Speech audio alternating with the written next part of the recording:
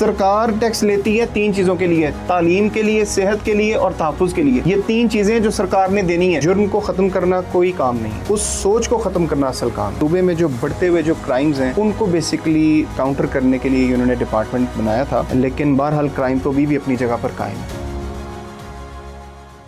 अस्सलाम वालेकुम नाज़रीन, आज हमारे साथ हैं वक़ास साहब और आज हम इनसे जानेंगे कि सीसीडी अपने मकसद में किस हद तक कामयाब है। जी वक़ास साहब बताइए। अस्सलाम वालेकुम जी। वालेकुम अस्सलाम। First of all thank you very much, आपने टाइम दिया। जी जी।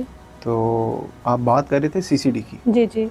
देखें, बेसिकली जो सीसीडी है वो गवर्नमेंट ऑफ पंजाब, जिसके अंदर करंटली जो चीफ मिनिस्टर हैं मरीम नवाज़, ये बेसिकली उनका एक तरह का एक पायलट प्रोजेक्ट है जो उन्होंने स्टार्ट किया था, बल्कि वो भी माशाल्लाह चल तो रहा है। उनका बेसिकली जो टारगेट था कि जो मुल्क में स्पेशली जो हमारा सूबे में जो बढ़ते हुए जो क्राइम्स हैं उनको बेसिकली काउंटर करने के लिए उन्होंने डिपार्टमेंट बनाया था।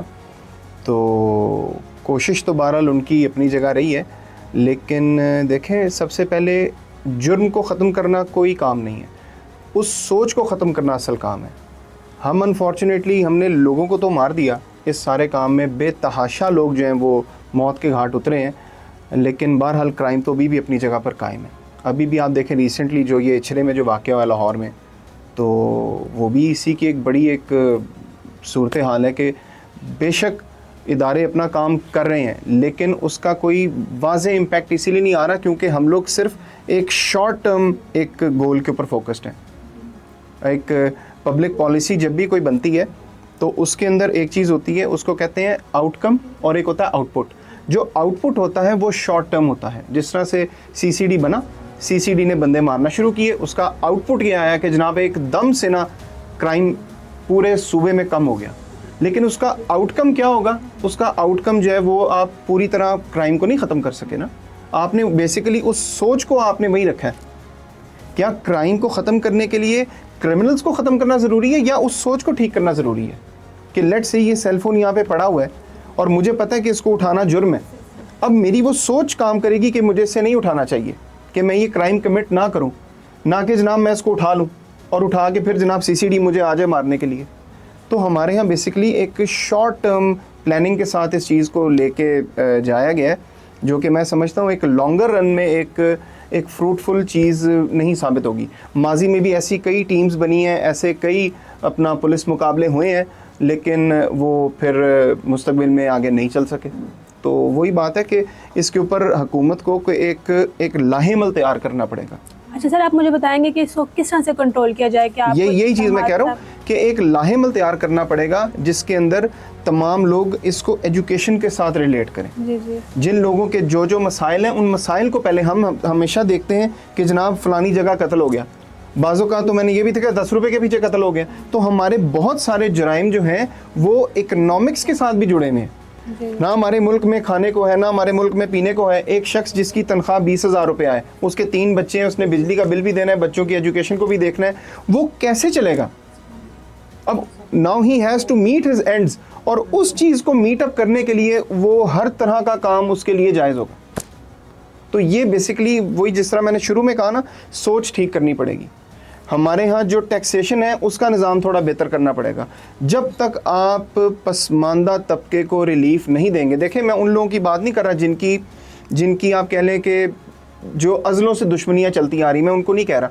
जो हमारे यहाँ स्ट्रीट क्राइम है, आप स्ट्रीट क्राइम में कई स्टूडेंट्स इन्वॉल्व हैं, और जब आप उनको डिग आउट करते हैं तो पता लगता है जी इनकी तो फीस देने वाली थी, वो जनाब उसकी तो बहन की शादी होनी थी। तो वो उस क्राइम के साथ भी कहीं ना कहीं कोई मजबूरी जुड़ी हुई है। शौक से कोई क्रिमिनल नहीं बनता। इसका मतलब हरगिज़ ये नहीं है कि मैं क्रिमिनल्स को सपोर्ट कर रहा हूँ। मैं बेसिकली ये चाह रहा हूँ कि आप अपने सिस्टम को इतना पावरफुल करें कि वो इन तमाम तबकों को बेहतर अंदाज में मैनेज करे, डील करे, ताकि आपका ओवरऑल क्राइम रेट नीचे आए। कि कोई शख्स क्यों चोरी करे? क्योंकि यार जब मेरे घर में आराम से खाने को पीने को मुझे मिल रहा है, सरकार मुझे ये फैसिलिटीज़ दे रही है, तो मैं क्यों उस काम पे जाऊँ? इवन देन मैं ये गारंटी नहीं करता कि क्राइम ख़त्म हो जाएगा, क्राइम बहरहाल रहेगा, लेकिन उसके एड्रेसल के तरीके बेहतर करने होंगे। और वो तरीके इसी तरह बेहतर किए जा सकते हैं कि जब आप अपने मुल्क में एक सिस्टम बनाएंगे ना, जिस तरह एक वाक़या है कि जो हमारे खलीफा दोम थे हज़रत उमर फ़ारूक, तो उनके दौर में किसी रियासत में जो है वो अपना चोरियाँ बहुत ज़्यादा शुरू हो गई थी, तो उन्होंने उस वक्त का जो उनका शरिया का जो कानून था, जो किताबों में लिखा हुआ है, उन्होंने वो शरीयत का जो कानून था उसको मुअत्तल कर दिया था कि जी चूँकि इस वक्त यहाँ पे चोरियाँ बहुत ज़्यादा हो रही हैं, तो ज़रूर इसके पीछे कोई ऐसे को मुहर्रकात होंगे कि जिसकी वजह से ये लोग इस नहज पे पहुँच गए कि चोरियाँ करेंगे, डकैतियाँ करें, डाके डाल रहे हैं।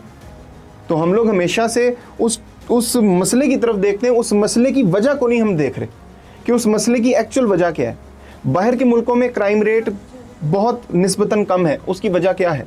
उसकी वजह यही है कि वहाँ पर बुनियादी ज़रूरियात ज़िंदगी लोगों को मुयस्सर हैं और वो उसकी ज़ामिन सरकार वक्त होती है, रियासत है उस चीज़ की ज़िम्मेदार। तो जब तक ये लोग ज़िम्मेदारी नहीं लेंगे इस चीज़ की, तब तक हमारे मुल्क में और हमारे सूबे में स्पेशली ये चीज़ें रूनुमा होती रहेंगी। तरीका उसका यही है, एक प्लान डिवाइस किया जाए, टैक्सेशन के निज़ाम को बेहतर किया जाए। बात वैसे हमारे काम से रिलेटेड नहीं है, हमारे टॉपिक से रिलेटेड नहीं है, लेकिन आप देखें जिस तरह से इन्होंने चलान के जो हमारे ई चलान आते हैं ट्रैफिक के, पेट्रोल इतना महंगा हो गया, चलान इतने ज़्यादा आ रहे हैं, गरीब आदमी कहाँ जाएगा? लेकिन सर आप आवाम को भी तो थोड़ा सा वो करना चाहिए, थोड़ा सा ध्यान रखना चाहिए। देखें अवाम तो आपको टैक्स दे रही है, आप लोगों ने कुछ और नहीं करना, आप लोगों ने सिर्फ बिजली के बिल में टैक्स लगा के भेजना है, अवाम ने वो टैक्स देने, अवाम तो मजबूर है, उसने तो टैक्स देने, उसके पास तो ऑप्शन ही कोई नहीं है। सरकार टैक्स लेती है 3 चीज़ों के लिए, तालीम के लिए, सेहत के लिए और तहफ़्फ़ुज़ के लिए। ये 3 चीज़ें जो सरकार ने देनी है। आप मुझे बताएं क्या ये सरकार दे पा रही है? नहीं दे पा रही, नहीं दे पा रही।